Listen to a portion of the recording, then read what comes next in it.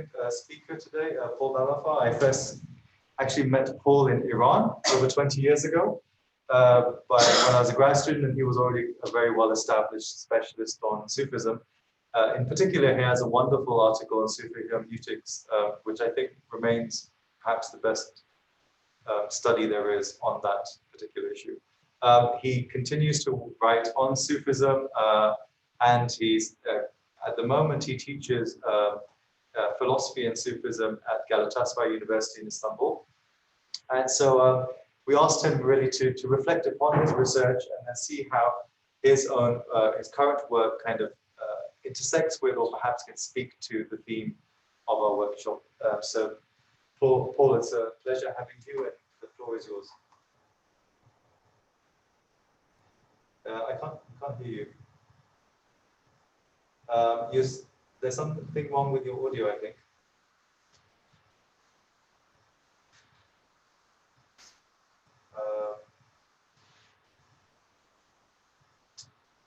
So strange, we can't actually hear you. Can you say something? Yeah, do you hear me? Yes, absolutely. We can hear you now. Yeah, that's working now. Yeah, thank you. I hope so. So thank you very much. Thank you for inviting me to speak in this workshop, of which I must confess the topic was very new to me. I never thought about it before, and so I had to think a little bit about it, and I wrote some kind of thing to address the question you asked me to speak about. So I'm going to read it, and I hope it will be easy to follow. So I believe this topic that we are addressing, and which is a little bit blurry to me, requires still and again to be questioned. In other terms, the way it was proposed implies that the speaker would try to tie the two terms, Pierre Hadot and decolonial Islam, of the question and build the address, if I may say. Thus, what I intend to do is to start articulating for myself, firstly, those two themes. Pierre Hadot and the decolonial study of Islam. I shall roll it along two sheets.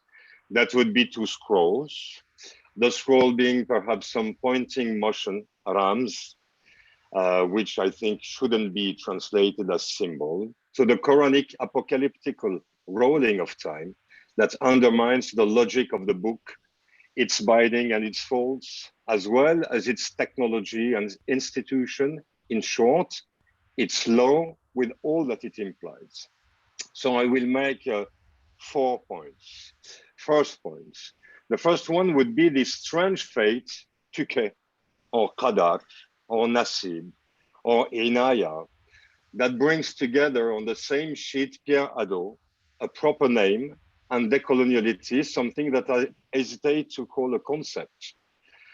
This fate plays a major role in Plato's elaboration of the essence of politics, politeia, when considering this major difference between the divine fate that once launches this unlikely natural philosopher, Socrates, and philosophy, thus divided at its very roots, that builds this machine, politics, whose education, technology, aims at reproducing the philosophers to come. Division between the divine philosopher designated as the wisest of the Greeks and the philosophers produced through a system of reproduction that predicts philosophy and calculates its reproduction. This division already settles the stage where Pierre Hadot argues that antique philosophy was always enforcing ethics. The supposedly separation between ethics as the way of life and speculation that was later on built along with the distinction between practice and theory goes back to the urge that was felt within the essence of politics to witness some kind of separation between nature and technique, where what was slowly built as human being would be split between both. This distinction, however, could be referred to all differences that go along with the rise of philosophy, from the division between the principle and what depends on it, to the division between the ideas, eidos, and the phenomenon, or the division between being and thinking. A proliferating division place everywhere, in the assumption that antique philosophy was ethical, where modern philosophy would have abandoned this concern. The question that emerges from this assumption is that of technique, through the path that goes from antique techne to modern technology. In short, this split is already expected as soon as the essence of politics on one hand and ethics on the other hand are to be questioned in philosophy. Pierre Hadot, nevertheless, is this voice, or rather this call, that raises a claim, though maybe not juridical, against the becoming of philosophy, a claim coming from its past. He intends to speak in the name of the antique philosophers to address their claim against their heirs, their grandsons, if I may say, those that Socrates left behind him in the Apology of Socrates. The old question goes back to the infinite interlacing of transmission, heritage, of the representative, the one who speaks in the name of, and starts saying in the name of the one who is not here to speak by himself. Something like a Khalifa, authority, loyalty, justice, but also, of course, designation. It goes back eventually to the question of transmission that affects the act of speaking itself, as in Plato's Cratidas, where philosophy finds its link with thinking precisely within the inner transformation and of course, distortion of the words that have to be submitted to a genealogy, which has to do with filiation and thus with participation, and in short, with Plato's philosophical machine of politics. And in these motives, we already notice several chora, that point to themes that we are familiar with in this Middle East thinking that we don't know how to qualify. Is it Arabic, Persian, Islamic, Muslim, Hellenistic, Christian? We don't know. We do not call Western philosophy Christian, though its sole development since the Christianization of the Roman Empire is indeed shaped by Catholic Christianity.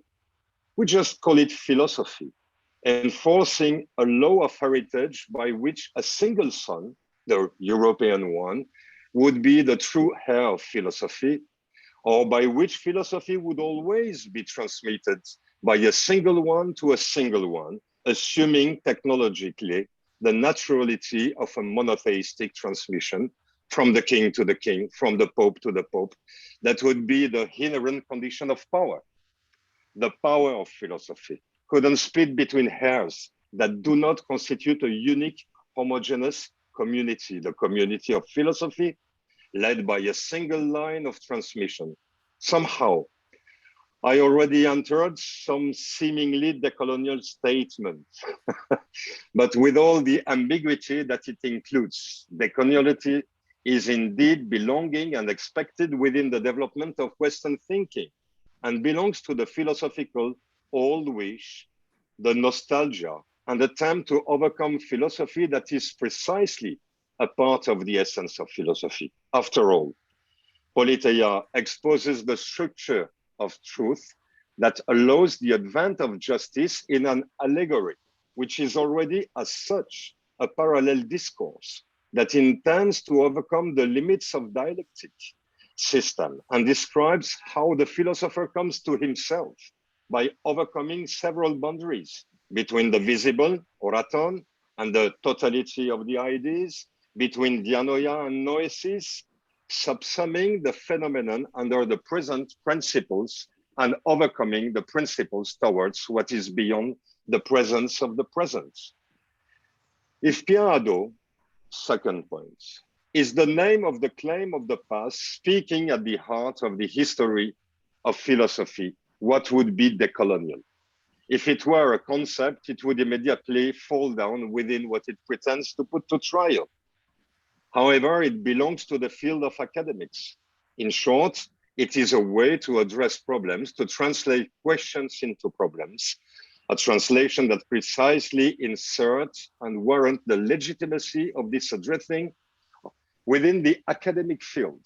It should be thus considered with the antique core led by Pierre Hadot as being part of Plato's determination of the essence of politics, where the academic institution, finally always shaping philosophy, is the inner machinery of the political construction of the West, and of course, of the historical Western colonization that of the world that was achieved with the rise of academia. Decoloniality, as well as Pierre Hadot would speak from within the Platonic Academy, reshaped as the organized institution of producing and capitalizing knowledge, of course, always led by the libidinal couple of pleasure and desire, some kind of translation of the principle of philosophy through the Aristotelian taxonomy of beings, problematizing the question of being and its Christian medieval gradualization, God, the world, and human beings still at work in Kant's critique of purism. They would argue for an overcoming of the system of knowledge in the name of some origin, obeying to the political structuration of power that distinguishes and brings together sovereignty and authority. The subliming legitimacy of the dead father and the authority of the accomplice killers finding their political brotherhood in the religious compulsory reminder of the crime that erects legitimacy as the forgetfulness of the originary murder that weighs it with the power of sovereignty, the power, Gewalt, to be found in the Geschlecht, the race, the soil, the sexual distinction, has always reminded that it stands in the negating performance of negation, that is neutralized and forgotten in the negation of the logic of proposition. The voice of the origin in the gentle ironic way of Hadot, or in the offensive and resentful way of decoloniality, can speak only from the de of a deconstruction forgetful of the power, the strategies of authority, and the legitimacy they mobilize in their attempt to achieve some kind of overcoming. In his time, Descartes had insisted to expose God who gathers consciousness by cutting and incising it, signing it with some kind of a circumcision that surrounds the individual within the surrounding community by a cut, like the soul of cosmos in Plato's Timaeus, both implanted at the center of it and surrounding it, gathering by cutting as this pure power that is discovered through a madness more man than the worst madness, that of the dream, that reveals that's the cogito, the I think, not I think something to be thought, but just the I think, is the signature of this God that is the mere substance of which human beings speaking in his name is the analogy of. The analogy is discovered through the use of power, which is the counterpart of God's power, and which is the power of total destruction of both existentia and essentia. That is to say, the phenomenon and the eidos. In short, the whole system of being, or Plato's politeia. That is to say, again, philosophy.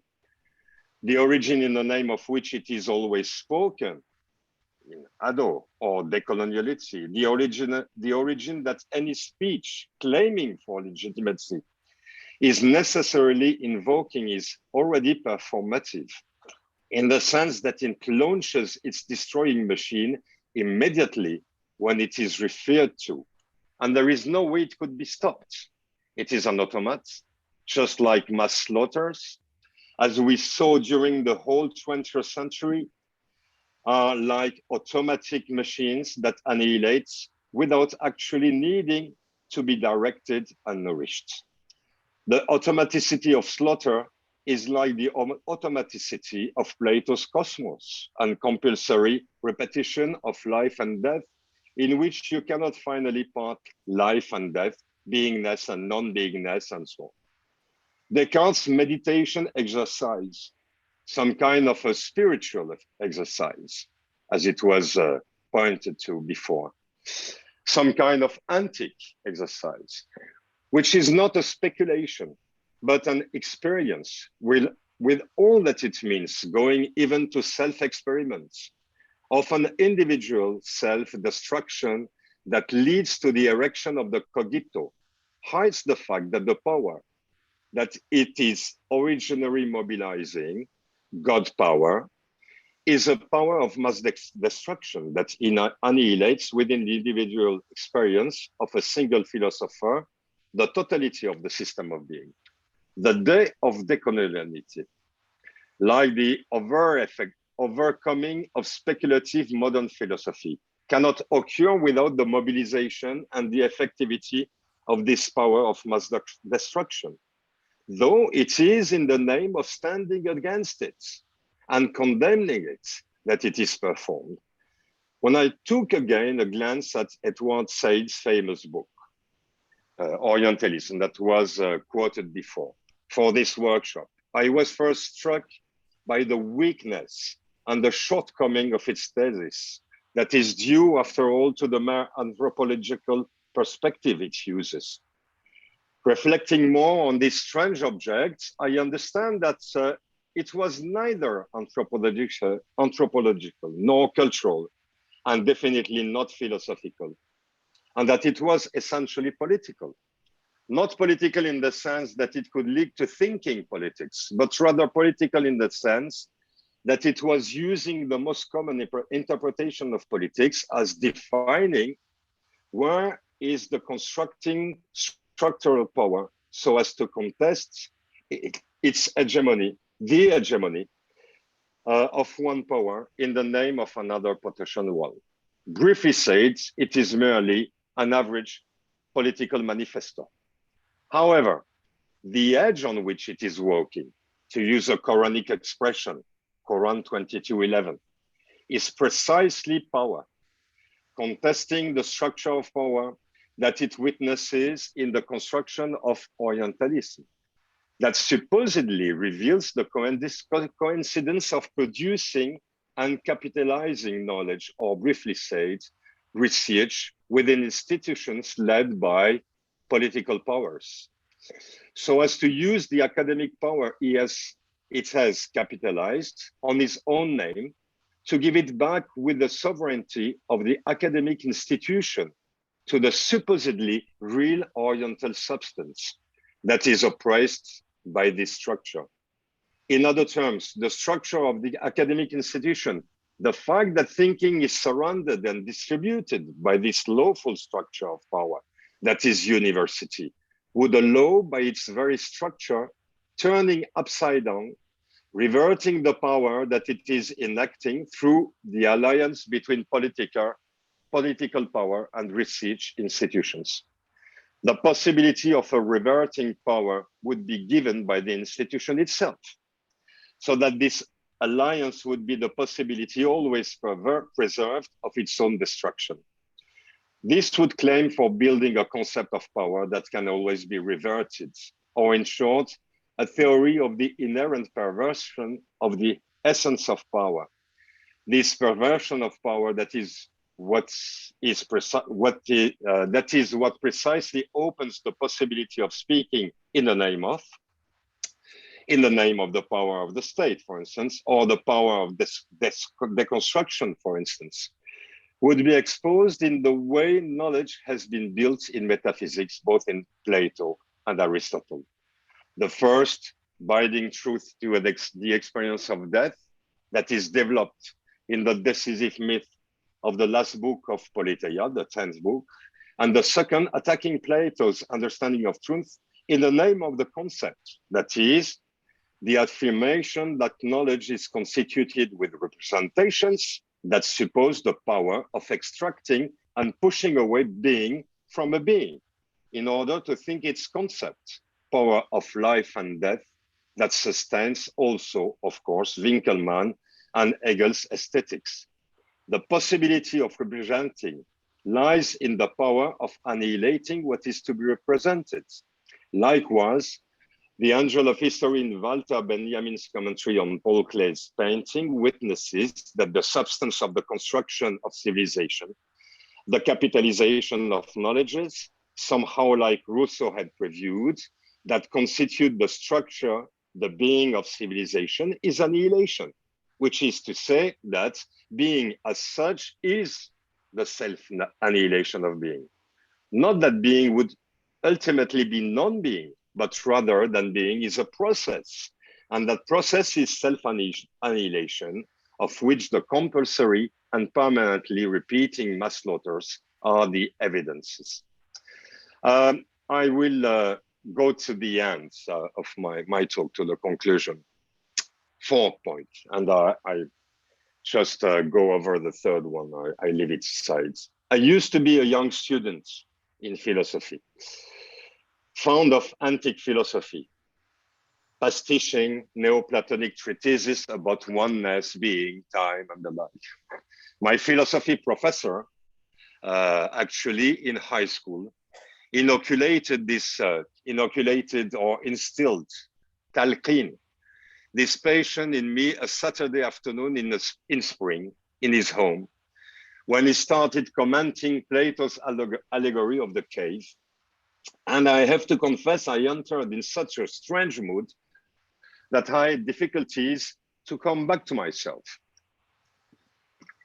I was 16 years old, and I never forgot this taste that remained fresh and new. Actually, he had been a student of Henri Corbin and had worked with him in Tehran before quitting and preferring working as a school philosophy professor rather than staying in the academy, precisely because of the institution I was pointing to before. I have also never been comfortable with it, and I always worked to remain in the margin of the institution. What sounds amazing to me is that today's theme reflects very much what I had been experiencing when I was a student. I was strongly disappointed by the way philosophy was taught, and more precisely, the understanding of Plato's philosophy.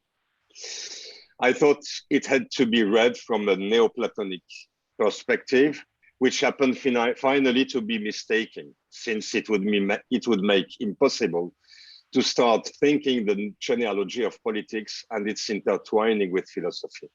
However, at that time, I was very much willing to go the way Pierre Hadot was advocating for, which is to say philosophy as life, or the experience of life, bios and ethos. Somehow obeying to Aristotle's rooting ethics in the wish to die that experiences any human being in front of the horror of the world that leads to prefer having not to be born than go on living in such conditions.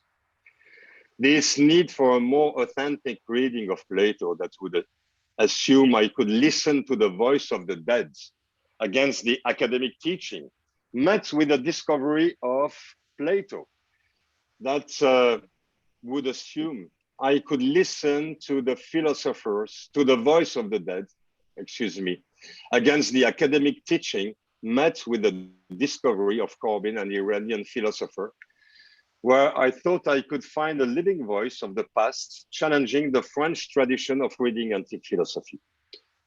At the same time, I started reading Heidegger, and I was much impressed by both colonization I had seen in my youth in Djibouti, and moreover, the Jewish genocide, which, like my professor in Strasbourg at that time, Philippe Lacoue-Labarthe, I considered immediately as the revelation of the truth of Western civilization, before thinking ultimately it is finally the truth of civilization as such. The result of this encounter with colonization, genocide, and on the other hand, Iranian philosophy and moreover Sufism, led me to shift to Oriental studies. Eventually, I considered that I couldn't go this way without keeping on deconstructing all the categories and beliefs I had inherited from my philosophical background, and that would distort the way I was addressing these thinking that were new to me. In other terms, I was immediately aware that on one hand, I couldn't get a direct and immediate access to this thinking, and that the way the so-called Orientalists were addressing these thinkings was already going astray because they were always caught in the perspective that had been traced since a long time by Christian apologetics.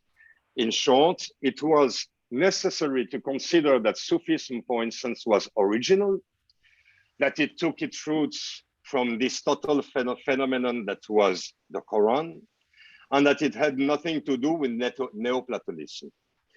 In other terms, I had to move against the Orientalist tradition with all its diverse ramifications, against my first love, Neoplatonism, and work on deconstructing philosophy so as to decipher all the hidden compulsory prejudices that would affect my access to this peculiar thinking. I did not just have to stand against this way academy deals with the so-called Orients, but against also philosophy as such, by working on the way it structured the world so that it is supposed, gathering all of us in a unique totality in which thinking requires universality and non-contradiction.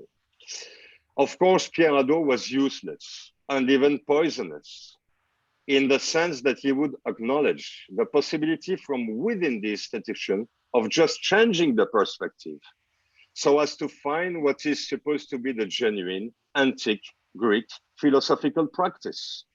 This somehow romantic and nostalgic view, which is also very often the perspective adopted when dealing with Sufism, is fatally repeating the covering of what it pretends uncover, victim of the logic of the system that it does not dare to question. The same goes with some kind of naivety of decoloniality that assumes it is enough to unveil the mechanism of power, as if power would be some instance in the political game that organizes the rivalry of powers, civilizations, cultures, and the like. The stranger thing is that the most contemporary philosophy that deals precisely with the logic of the system, that work on the main concepts of philosophy and their antique genealogies, appear to be the main gates to start to think along with the past thinkers of the Middle East, who are as alien to us as the Greeks are when we listen to Nietzsche. This very quick summary, and somehow sometimes difficult, leads to problems that stand ahead this strange couple of the name, a proper name, and an institution trying to meet with some common objection to a blurry target. Among these, there is the huge question of history, its systematicity, its mechanics, its purpose functioning of universalization that implies the whole set of destruction, colonization, and ultimately genocides. However, it cannot be eluded if we are to consider the huge to address the genealogy on which consists thinking. Another urgent question for me is the more than difficult and perhaps the impossibility of acknowledging the extent of annihilation that gave its foundation to modern civilization, of which we are all of us, even those who stand against it, without delusion, the heirs. The unbearable difficulties to witness and glance firmly and constantly the jubilation of the annihilation of everything that has not been considered to be leading history, and that is everything that is not Western. Standing in such a mourning or grief requires that we do not give ourselves the self-indulgence of believing that the past is still here, maybe sleeping, but yet alive, waiting just to be waken up with a little shake. One of the worst results of the absolute annihilation of the non-Western, of what couldn't be universalized by the West, is precisely the denial of destruction that sustains the belief that if we just desire it, we could go back to a past thinking that could escape the historical automate angel of politics. We would perhaps need to look at the disaster, eyes wide open, though we would hope for a clandestine continuation, some traces all about to begin in all directions, like stones on the Socratic hill walking. Thank you for your passions in this difficult reading. We've got, we're already running late, don't worry about it. I'm very bad at sharing this, but let's take maybe a couple of minutes or so, 1 or 2 questions. Anyone on Zoom would like to ask something or comment, or anyone here? Let's take a question. So thank you both for these wonderful papers. I want to pick back up on an idea that maybe was brought up after the first paper, which is this question about how to know other people and other people's ideas and other traditions without imposing your own ideas on them, which seems like a central problem of decoloniality and engaging with the past. And in Michael Chase's presentation, he emphasized Guta's reading, which seemed to reduce the work of the Messina to a sort of... Pardon me, but I hear nothing. Yeah. This isn't a good way to ask this sort of question. So. Well, it was basically this sort of question about, the basic problem of how it is that we study the past and how it is that we study other cultures, which fundamentally, I guess, that's the fundamental problem in the humanities anyway, right? But it's particularly something which decoloniality throws up. So do you have any quick responses to that? I mean, this is something which will come up again and again throughout this workshop. In many ways, it will come. So this is a question, I believe. If I understood well, you're asking how to read those texts. Yeah, and I had this volume. I got this volume dedicated to Ado, in which you have this very interesting text about reading Molla Sadra that I really appreciated.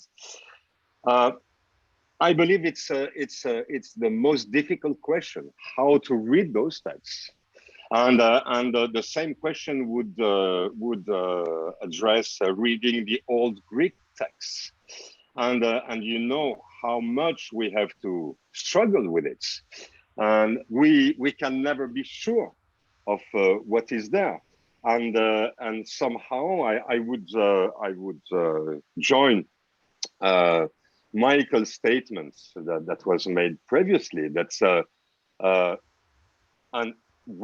would be also some kind of Heidegger statements. I'm coming from a Heideggerian school, by the way, in Strasbourg. So it's maybe better to know it, and we should bury the myth of objectivity or objective reading. This is just how could I say, a total delusion. And by the way, as Heidegger says, what would be the interest of repeating what the author said much better that we can say? There is no point there of repeating something, and most of the time, finally making it more difficult. That's what the author wrote himself. So we should maybe stick to the text and accept to take those texts as, how could I say, as I said before, a little stone on the Socratic path, beginnings, traces from which we have all the time to start a new thinking or to think ahead. And don't how could I say, be ashamed of starting to maybe say things that we don't find in the text. but that the text open the possibility of thinking, which means, you see, we have to think all the time what a text is. For me, a text is, how could I say, a series of starting points that allow to thinking ahead.